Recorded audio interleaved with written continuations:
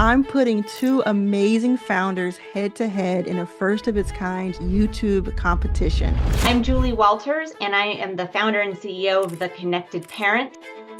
Hi, my name is Ava Dorsey. I am the founder of Ava's Pet Palace, and I'm 17 years old. They each get 3 minutes to present their company to you. 17% of children in the United States have some sort of developmental disability. And what I found navigating this system is that the system is completely broken. We are here and we want to be included. We started in 2016 and it was more of a hobby. We were going to local craft shows, and in 2020 she went viral. She got like 1,200 orders in a day. And you get to decide who gets my $5,000 prize. Make sure you look at the description below to see how to vote. Every vote counts, and you could be helping one of these founders take their company to the next level. And stay tuned to see an exciting announcement about how you can become an angel investor in one of these two companies. I'm Julie Walters, and I'm the founder of The Connected Parent. And we are a search and social platform for families who have children with disabilities. I am a neurodivergent, autistic female founder myself, and my daughter was born with a rare disease and is disabled and proud. And what I found navigating this system is that the system is completely broken, and our families living with disability we always get the last of everything. We get PDFs, we get outdated garbage. We're really an afterthought. Families living with disabilities are an afterthought. It was very hard to find a camp for my daughter with a disability. It took me like 5 minutes to find a camp for my son. And so we started noticing the differences in equity. And I also noticed this difference growing up with my mom, who has schizoaffective disorder, and advocating for her. So the system's really failing our families, and there is nobody serving our families. 16.8 million caregivers are caring for a child with a disability in the United States. But I do know how to solve the problem. I am a solutions person by nature, and I have spent the last year and a half invested the down payment for a home and instead decided to build The Connected Parent. The Connected Parent is a search and social platform and marketplace exclusively for families who are raising children with disabilities or who are neurodivergent. We provide one centralized platform where families can find and review things like specialized camps, specialized schools, finding anything from therapists that are neurodiversity affirming, and we really bring it all together. We also allow you to connect with other families. We have filters for languages, insurance accepted. A lot of our families are on Medicaid, and the fact that a provider accepts Medicaid is super important. So we have filters for all those things. We really bring everything in this disjointed system together, whether it's insurance, all the government agencies, funding sources. How are we going to pay for all these things that our children need?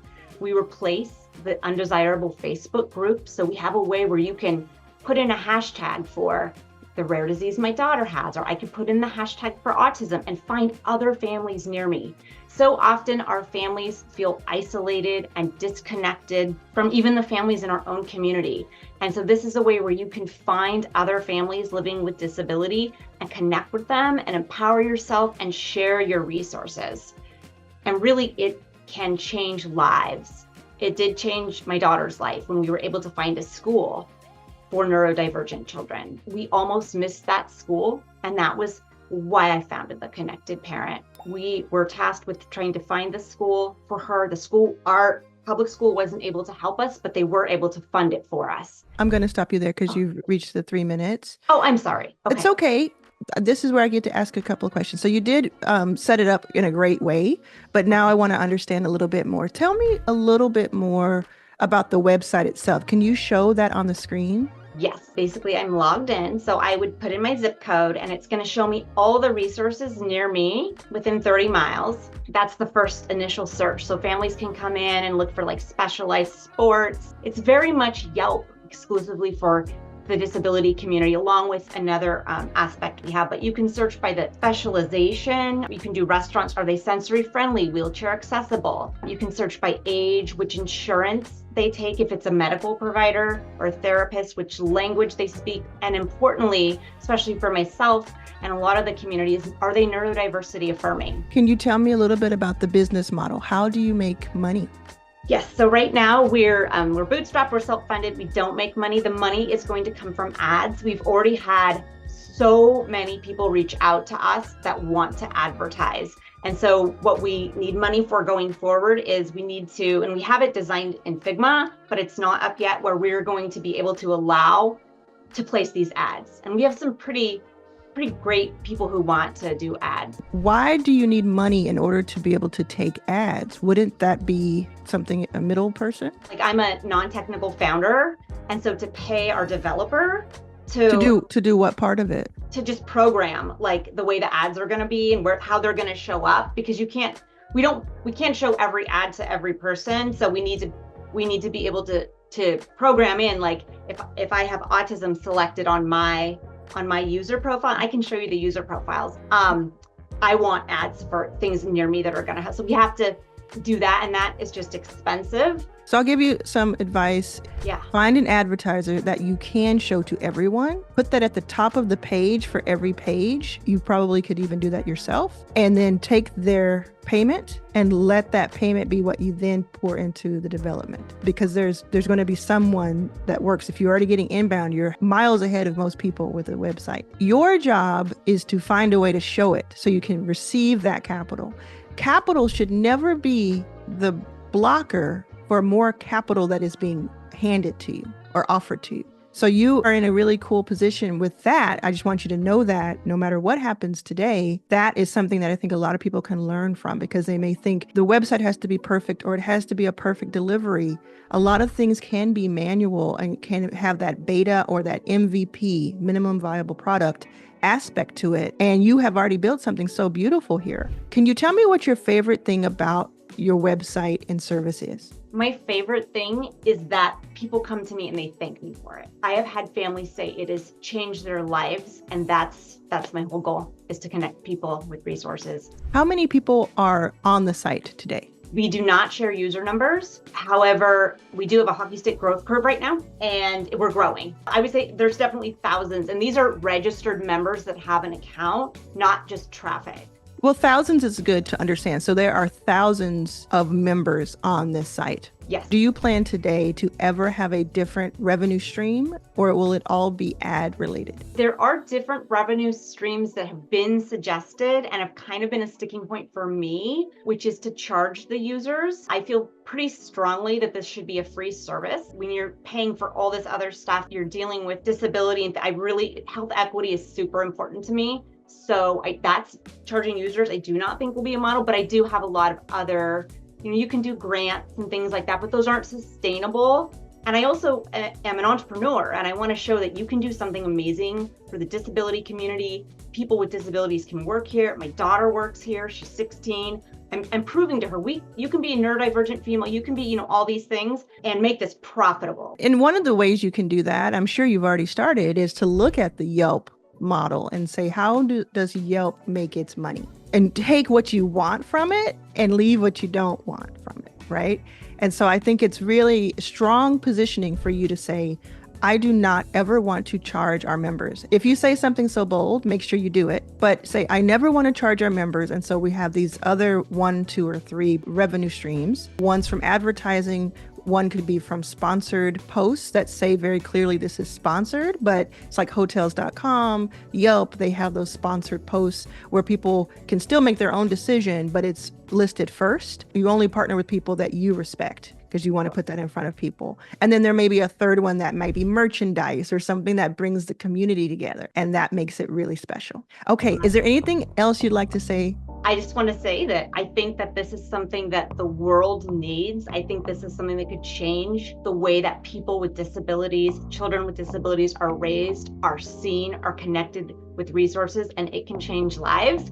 And I will say we do have our merch, Find Your People, Find Your Places. Because Love it. You never feel like you're included until you find your people in your find your places, and that's what we want to help people do.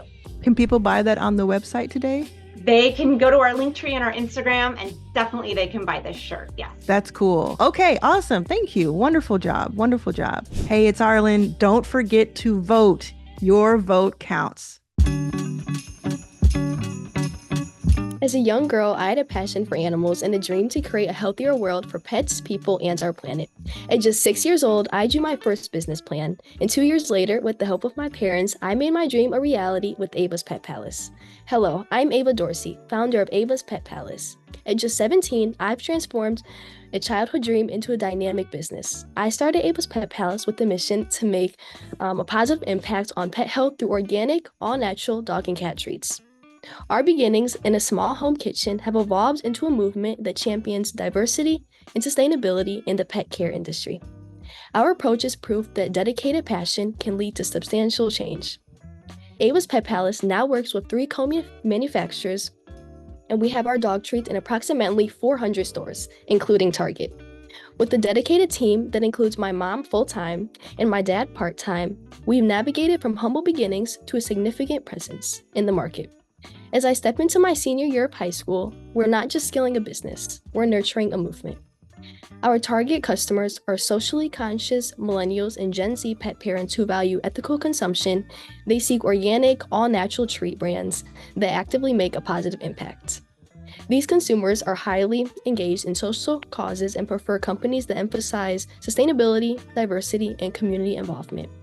Ava's Pet Palace meets their high standards, enhancing pet health and contributing to a better society. Despite the growth of the pet industry, it continues to lack diversity, but we're changing that narrative by demonstrating that diversity fuels innovation and excellence. We've generated almost $1 million in revenue, showcasing that a business driven by diverse leadership is not only viable, but essential for broadening industry perspectives. With the $5,000 investment, Ava's Pet Palace plans to conduct initial small-scale product runs. This strategic move will allow us to develop and test new organic pet treats, ensuring quality and customer satisfaction before a broader market launch. Investing in Ava's Pet Palace is more than just a business. It's about backing a movement, led by a passionate young entrepreneur who is breaking barriers and setting new standards. Together, we can inspire future entrepreneurs and create lasting impacts in pet care and beyond. And then this is just a few extra slides at the end. This is some media stuff that we've done in the past. And then this is just a slide showing about the consumers within the pet industry as well. And then a few more stats. Thank you. These companies are both amazing. Which one are we going to choose? Which one will get the $5,000 prize? You get to decide. This is not my decision. And I'm so happy this is not my decision because it's such a tough one. This is amazing. Let me know what you think. So I'm going to ask a few questions now. Ina, would you like to introduce yourself? Hi, I'm Ina Jones, Ava's mom, and I am the president of Ava's Pet Palace. Wonderful. And can you both tell me, or one of you tell me, this was Ava's idea, Yes. correct? And so, Ina, do you consider yourself an employee, or do you consider yourself the CEO and Ava is the chief product officer? How is that dynamic? So I'm the chief pet officer is like kind of what we Nice. call, but my mom is like the CEO. I'm the president. So I The consider president.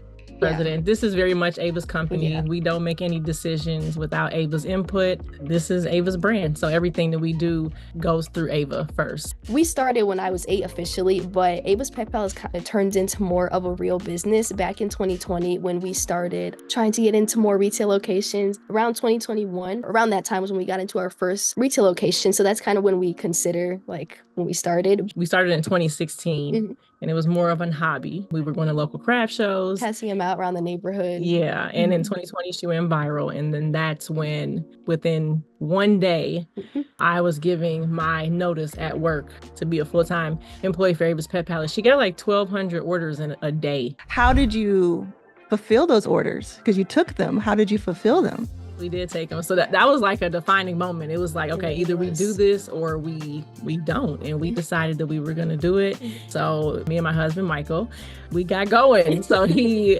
ordered a commercial oven. So we were like still cooking with one pan in our kitchen. We ordered a commercial oven, got a commercial mixer, and we just made a lot of changes to be able to scale that quickly. And even for like The a next year, we were still making them in the house, and it was bananas. Bananas. I was going to say bonkers, right? So 3 co-packers now. And what sort of revenue and volume did you do in 2023, or have you done so far in 2024? Our projection for the end of this year would be 400,000. We've increased our revenue year over year. We're kind of like at a point now where we're ready to scale. So we'd like to hire an employee. We put some processes in place. We have a warehouse now. We're in Target. We are just at a point now where we are ready to scale to the next level. What's the price point of your items? So we have items that range from our treats from $9 all the way up to $14. How often would someone need to, if they have one dog, to buy something that costs $10 from you? About once a month. So these are treats. Yes. Correct. So I would say, have you had any investment? No. No So investment offers? We've had investors contact us and people are watching us, but officially no investments. We've just bootstrapped. So we're bootstrapped. Why no investments if they've been watching? I think they're just waiting, or at least the feedback we've gotten is they're waiting for us to be a little bit bigger company. Okay. Yeah, that's fair. I mean, I would say that a little bit with more confidence, because if you're getting inbound interest and the only thing that's stopping you from getting those investments is growth, then the angel investor who might be watching now might say, oh, well, I want to help that. Okay. Anything else you want to say before we close out? It has nothing to do with your pitch, but I'm a huge fan. We love you in this house. Thank I've you. already bought my ticket to your first million for next year. Yes. I love that. I love that. Now that don't let that tip the scales, y'all. But that's very cool. And Ava, what would winning the 5,000 mean to you? The 5,000, that would be amazing. We've been wanting to get into more like pitching competitions and just really just doing things where I kind of just put myself out there a little bit more. I get very nervous for things like this, but I feel like that would just, even getting picked and even just like making it here, that is something that I'm very happy about. I'm very thankful. I feel like a lot of people think that we are a bigger business than we are, which we're trying to continue to grow, but that would really help us. Do you all have a TikTok and or YouTube channel that it's vibrant? We're the most active on Instagram. We're trying to grow our TikTok more, but Instagram is definitely like our biggest community, and all of our handles are at Ava's Pet Palace. So Julie, anything else you want to add that you want to make sure that they understand, including people who might want to be users? For users, we're free. You can come here and you can find other families who are living with disability, connect with the resources that you didn't even know were out there to serve your family and really have a more connected life and get a lot of resources. To potential investors, I would say that oftentimes if I am pitching and a few people have reached out to us, we are here. You don't see us because we aren't in the community. You know, we make up a huge percentage. 17% of children in the United States have some sort of developmental disability. We're in segregated classrooms often. We are here and we want to be included. So we are currently doing a crowdfund. Perfect. WeFunder, when is that over? We don't have an end date, so we just started it. It's open to the public if you have the link, but it's on the family and friends. Oh, so it'll go public when? What date? August 1st. That's perfect. That's when this airs. Woo! Both of those presentations were on par. Thank you so much to the people who applied. We will continue to have these episodes throughout the year. So if you did not get selected this time, don't worry. I will look at your applications and consider you for the future. If you want to be considered, look at the link below in the description to sign up and apply to be on Your First Million, the pitch competition.